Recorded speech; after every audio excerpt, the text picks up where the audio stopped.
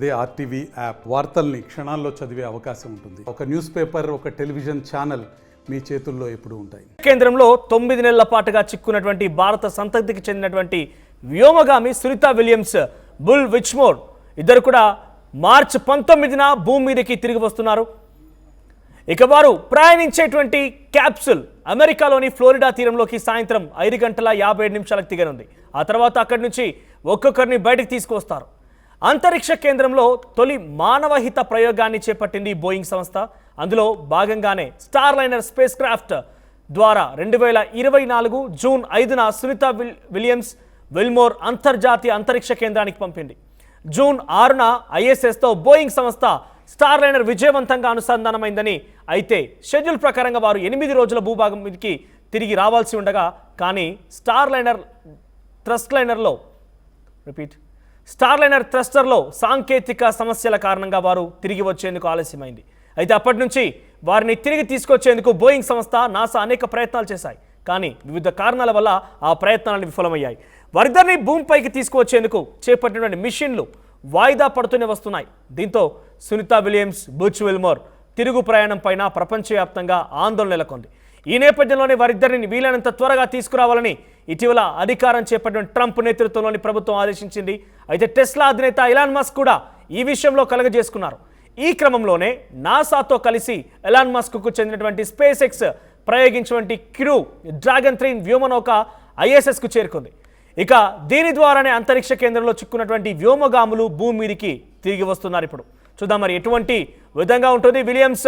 Sunitha Williams, Butch Wilmore తిరిగి రాగానే ఎటువంటి సంబరాలు జరుపుతారనేది కాస్త ఆసక్తి నెలకొని. చూద్దాం మరి ఏం జరుగుతుందనేది. ఈరోజు సాయంత్రం కల్లా, మంగళవారం అటు అమెరికా కాలమానం ప్రకారంగా సాయంత్రం కల్లా వచ్చే అవకాశం ఉంది. అది బుధవారం విషయానికి వస్తే, అంటే ఇండియన్ కాలమానం ప్రకారంగా బుధవారం ఉదయాన్నే 3:30 సమయానికి వారు భూభాగం పైన అడుగుపెట్టే అవకాశం ఉంది.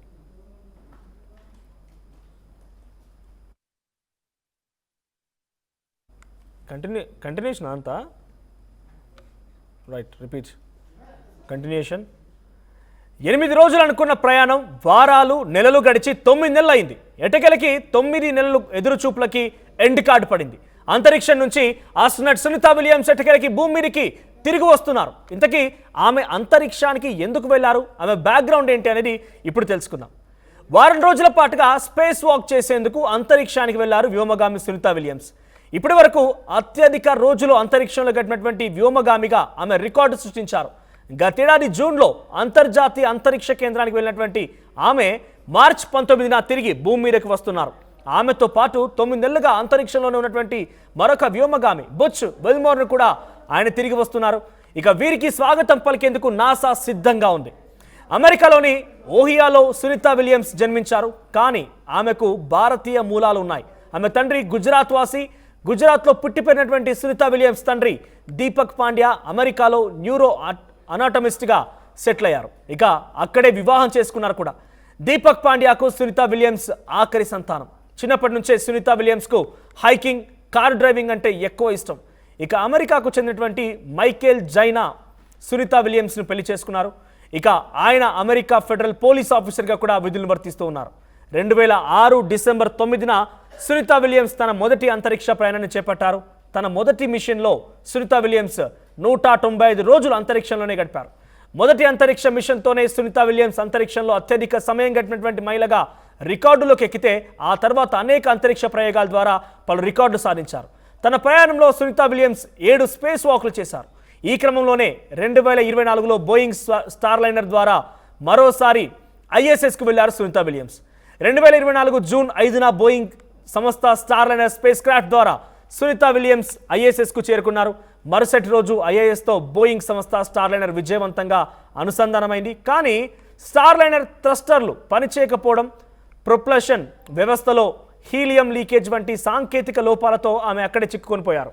తిరుగు ప్రయాణం పైన అనిశ్చితి పెరగడంతో సునీతా విలియమ్స్ ఐఎస్ఎస్ సిబ్బందితో కలిసిపోయి దాని నిర్వహణ బాధ్యతలు చేపట్టారు.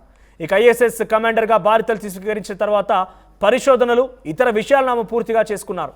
గత 9 నెలల నుంచి ఐఎస్ఎస్లోనే సహోద్యోగులతో కలిసి దీపావళి, థ్యాంక్స్ గివింగ్ వేడుకలు జరుపుకున్నారు సునీత. అక్కడి నుంచి విద్యార్థులతో చిట్చాట్ చేసి తన అనుభవాలను కూడా పంచుకున్నారు. ఇక 2025 జనవరి 30న సునీతా విలియమ్స్ తొలి స్పేస్ వాక్ చేశారు.